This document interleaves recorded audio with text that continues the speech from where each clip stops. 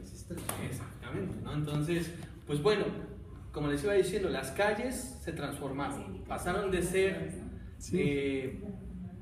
aptas para las carretas, los bueyes, las yuntas y las mulas, y van a ser ahora aptas para los vehículos de motor, para los vehículos con tracción de llantas, y eso va a provocar un cambio en todas las calles, ¿no? Un alineamiento nuevo. En algunas veces los terrenos tuvieron que ceder para poder permitir tener pendientes para el automóvil, y se fueron adaptando, ¿no? Estas fotos, esta foto y esta foto también aparecen en un libro, una colección que se llama Veracruz, Informe de sus gobernadores. Es una colección que pueden encontrar en el Instituto de Investigaciones Históricos Sociales, que recopila todos los informes de gobierno de los gobernadores. Y muchos informes presumen la reconfiguración de calles como gubernamental. Este es Hidalgo.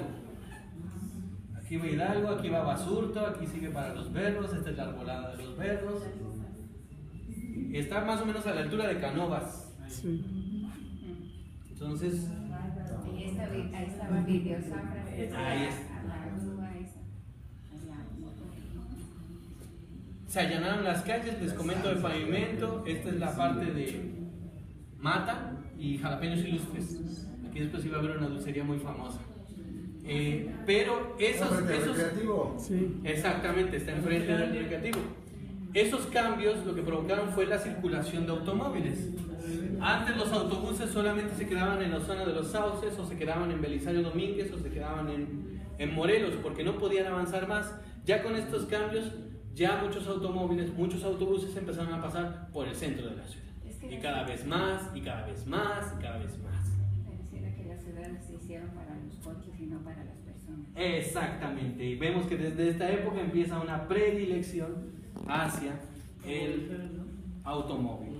Y como lo apuntaba el maestro Vicente Espino, una gran obra que se hace en torno a estas nuevas vialidades es la que se va a hacer en Ávila Camacho, ¿no? Entonces se derrumban las antiguas casas en función de contar con avenidas para el paso cómodo de los automóviles. Y en muchos lugares también el nivel de las calles tuvo que descender para poder ayudar a los automóviles a circular. Ese es el caso, por ejemplo, de esta calle de JJ Herrera, que vemos que el nivel por donde pasan los automóviles no corresponde con el nivel de la banqueta. Eso antes formaba una sola unidad, pero para poder, hoy en día la circulación es de norte hacia sur, antes era de sur a norte. Para poder tener una pendiente que un automóvil pudiera subir sin problemas, se tuvo que allanar la calle para ese fin, ¿no? Entonces son marcas que van dándole. También en esos 50s, y obedeciendo a obtener a nuevas vialidades, se construye el puente de Jalitic, que representó una solución vial en su época importante y que dejó un elemento que hoy en día es súper conocidísimo y súper típico para quien visita Jalapa, ¿no? O sea, no hay quien no reciba visitas y los lleve a ver el puente de Jalitic, ¿no? Entonces,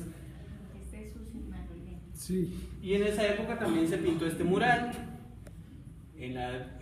¿Cómo se llama? Entre 1956 y 1962 fue la construcción del puente, y fue cuando se pintó este mural, que para poder hacerlo el artista, que es de Córdoba, no recuerdo ahorita bien su nombre, Cepeda Salmerón. Ahí está. Se basó en la pintura de la Relación de Jalapa de 1580 y en el Códice de Misantla. Esto no es una copia de un documento en sí, sino que es una creación artística de esas épocas.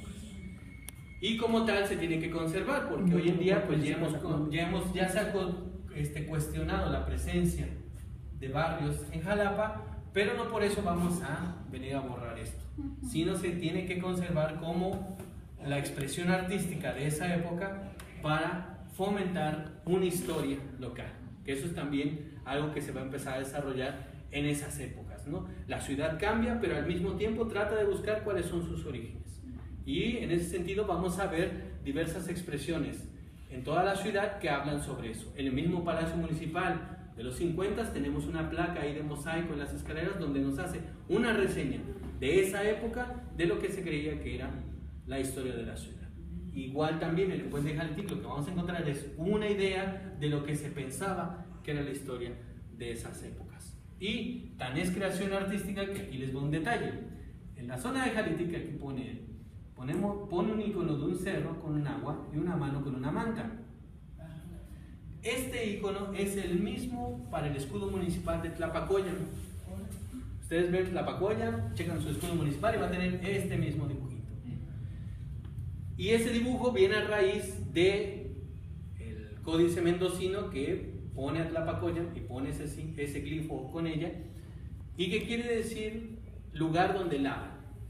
Por eso vemos que está el agua, está la mano y la manta, está lavando la manta. Pero ojo, en Jalitic la referencia a un lugar donde lavan son los lavaderos, y no precisamente estaban en la época virreinal.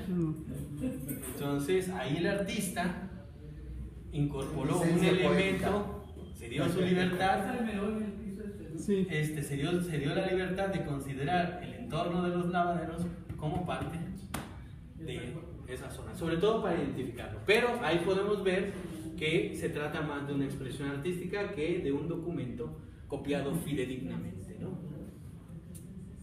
Y pues bueno, ya en los 70s otra gran obra que tiene que ver con el entorno urbano y sobre todo permitir el libre flujo de automóviles en el centro de Jalapa, pues fue la construcción del viaducto del Parque Juárez, ¿no? Aquí vemos exactamente un paso de desnivel. Aquí vemos cómo está la zanja de las obras. Aquí lo que se hubiera aprovechado en su tiempo no se hizo, y bueno, pues es una lástima poder tener un estudio de todas las capas de suelo que se ven aquí, miren, que corresponden al antiguo convento franciscano. Bueno, esto yo creo que sería más bien de... Ese trabajo lo hicieron Ramón Arellanos, y no me acuerdo y luego le cerraron el acceso. Ellos descubrieron algo que no sé qué. Que los calaveritas. Sí, pero la leyenda dice que don Rubén Cabello de Ramón Arellanos del Instituto de Antropología creía que había dinero y por eso es. ¿Te acuerdas de eso?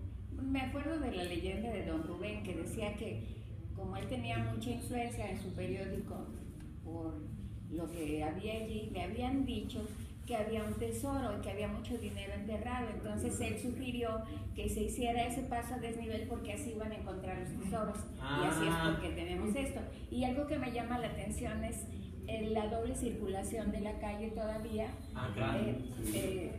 que era notable. Todavía cabían. Sí. Todavía cabían los autos, ¿no? Y aún así se les hacían obras. ¿No te acuerdas que lo tapiaron y pusieron policías alrededor? Era Murillo Vidal, era el gobernador, y Millán, Domínguez Millán, el alcalde, y Ramón Arellanos a mí me contó que los habían sacado de la investigación. Ahora, a simple vista, aquí no se ve un corte donde podemos ver alguna estructura piramidal. Entonces, ya se descarta también eso. El convento no fue construido sobre un sitio, era el convento el que se construyó. Los cimientos del convento. Estas son las que podrían ser partes de la antigua cimentación del convento. De hecho, creo que las piezas que se encontraron están en el aura. Y lo más seguro es que al final, a la boca con la calle de Zaragoza, ahí sí que se han de haber encontrado la obra hidráulica del convento para controlar el manantial que ahí está. Que en otros informes se le ha dado también como un túnel, pero resultaba que era una serie de cavidades, una serie de tubos para que ese manantial surtiera de agua a la huerta del convento.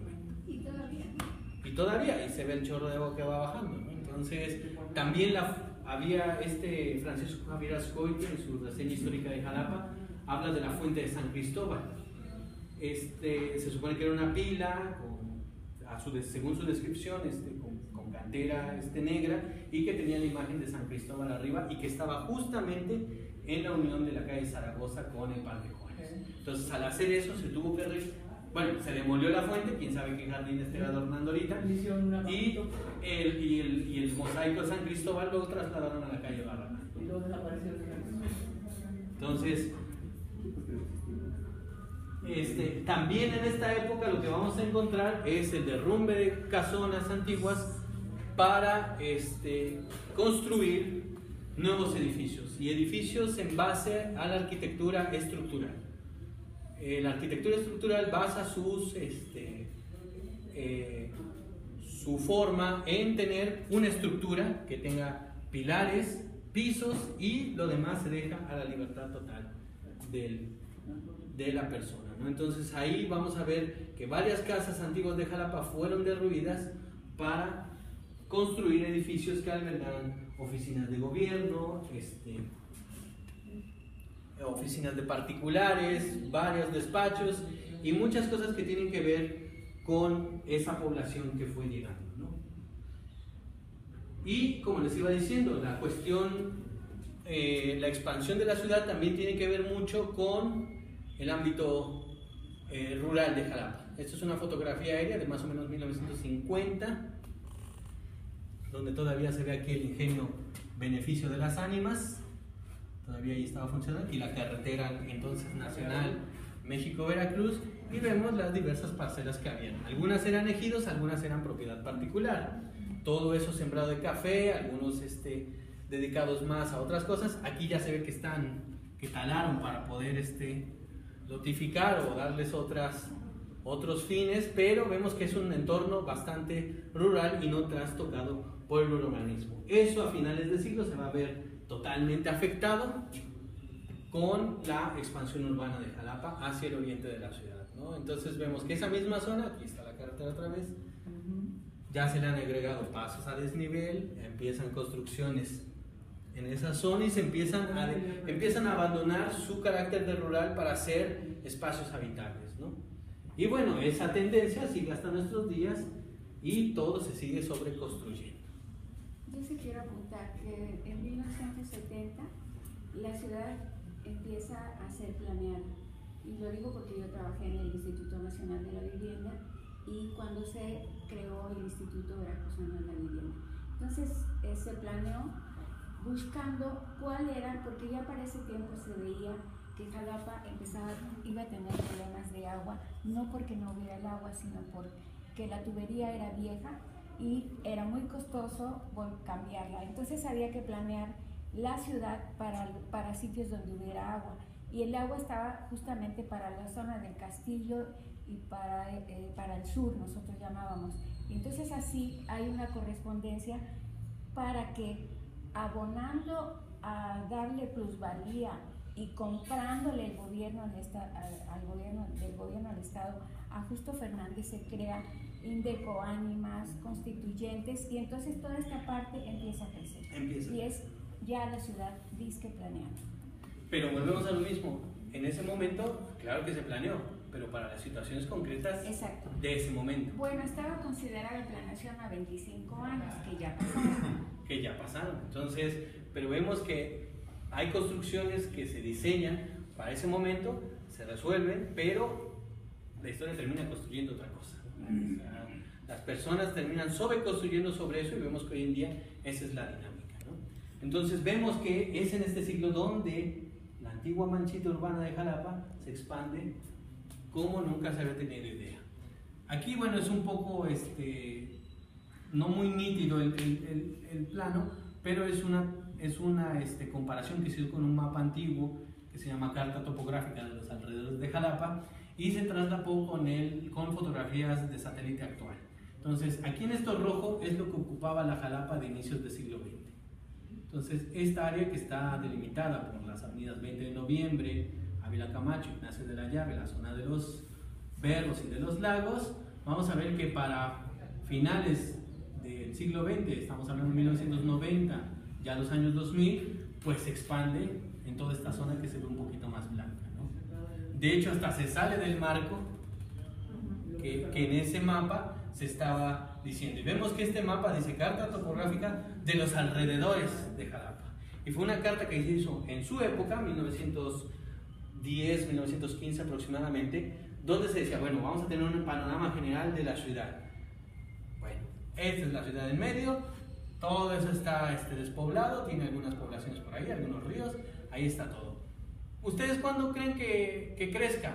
No, pues, así va a llegar. Así. Ah, ya por mucho acá. Pero vemos